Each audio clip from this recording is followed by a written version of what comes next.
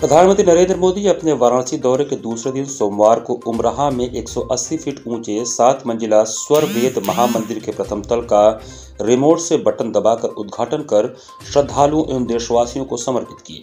यह मंदिर दुनिया का सबसे अनोखा मंदिर है। स्वरवेद महामंदिर की संगमरमरी दीवारों पर स्वरवेद के 4000 दोहे लिखे हैं। 19 साल तक लगातार 600 कारीगरों, 200 मजदूरों और 15 इंजीनियर की मेहनत आज महामंदिर के पूर्ण स्वरूप में साकार हो चुकी है।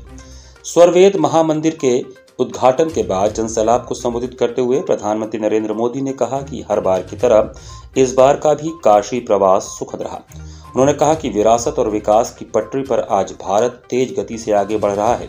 काशी में स्वरवेद मंदिर के लोकार्पण में शामिल होना मेरे लिए सौभाग्य की बात है। उन्होंने कहा कि इस पावन अवसर पर यहाँ 25,000 कुंडीय स्वर वेद ज्ञान महायज्ञ का आयोजन हो रहा है। मुझे खुशी और विश्वास है कि इस महायज्ञ की हर एक आहुति से विकसित भारत का संकल्प और सशक्त होगा। उन्होंने कहा कि संतों के सानिध्य में काशी के लोगों ने मिलकर विकास और नवनिर्माण के कितने ही नए कीर्तिमान गढ़े हैं। सरकार, समाज और संतगण सब साथ मिलकर काशी के कायाकल्प के लिए कार्य कर रहे हैं। आज स्वरवेद मंदिर बनकर तैयार होना इसी ईश्वरीय प्रेरणा का उदाहरण है। ये महामंदिर महर्षि सदाफल देव जी की शिक्षाओं और उनके उपदेशों का प्रतीक है। इस मंदिर की दिव्यता जितना आकर्षित करती है, उसकी भव्यता हमें उतना ही अचंभित भी करती है। स्वरवेद मंदिर भारत के सामाजिक और आध्यात्मिक सामर्थ्य का एक आधुनिक प्रतीक है। इसकी दीवारों पर स्वरवेद को बड़ी सुंदरता के साथ अंकित किया गया है। वेद, उपनिषद, रामायण, गीता और महाभारत आदि ग्रंथों के दिव्य संदेश भी इसमें चित्रों के जरिए उकेरे गए हैं। इसलिए यह मंदिर एक तरह से आध्यात्म, इतिहास और संस्कृति का जीवंत उदाहरण है। भारत ने कभी भौतिक उन्नति को भौगोलिक विस्तार और शोषण का माध्यम नहीं बनने दिया। भौतिक प्रगति के लिए भी हमने आध्यात्मिक और मानवीय प्रतीकों की रचना की। हमने काशी जैसे जीवंत सांस्कृतिक केंद्रों का आशीर्वाद लिया। काशी का मतलब स्वच्छता और बदलाव है। पानी की बूंद बूंद बचाना जरूरी है। वाराणसी में सड़कों का जाल बिछाया जा रहा है। उन्होंने कहा कि योग और खेल को जीवन का हिस्सा बनाएं, फिटनेस को जीवन का हिस्सा बनाएं। हम काशी के विकास के लिए काम कर रहे हैं। आज हमारे तीर्थों का विकास हो रहा है। कुछ हफ्तों में राम मंदिर का निर्माण पूरा हो जाएगा।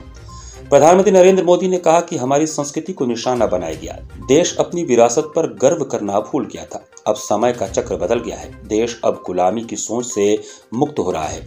गुलामी के कालखंड में अत्याचार हुआ। देश आधुनिकता में भी तेजी से बढ़ रहा है। उन्होंने अपील किया कि मेड इन इंडिया प्रोडक्ट का इस्तेमाल करें, लोकल फॉर वोकल को बढ़ावा दें, लोग डिजिटल लेन देन को बढ़ावा दें। पहले देश घूमें, फिर विदेश जाने की सोचें।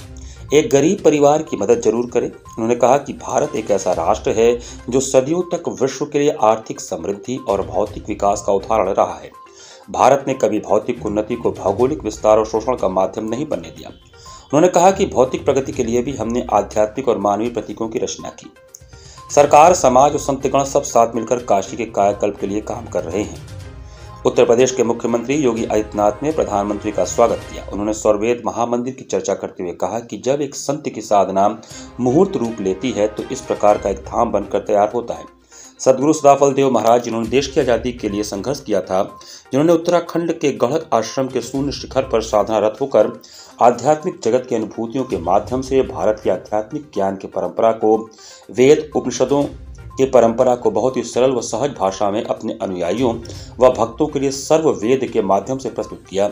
आज उसका मूर्त रूप सबको देखने को मिल रहा है।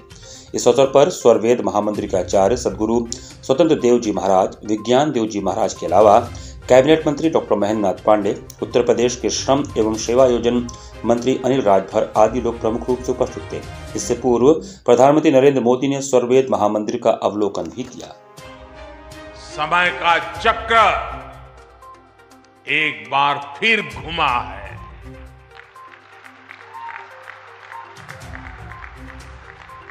देश अब लाल किले से गुलामी की मानसिकता से मुक्ति और अपनी विरासत पर गर्व की घोषणा कर रहा है।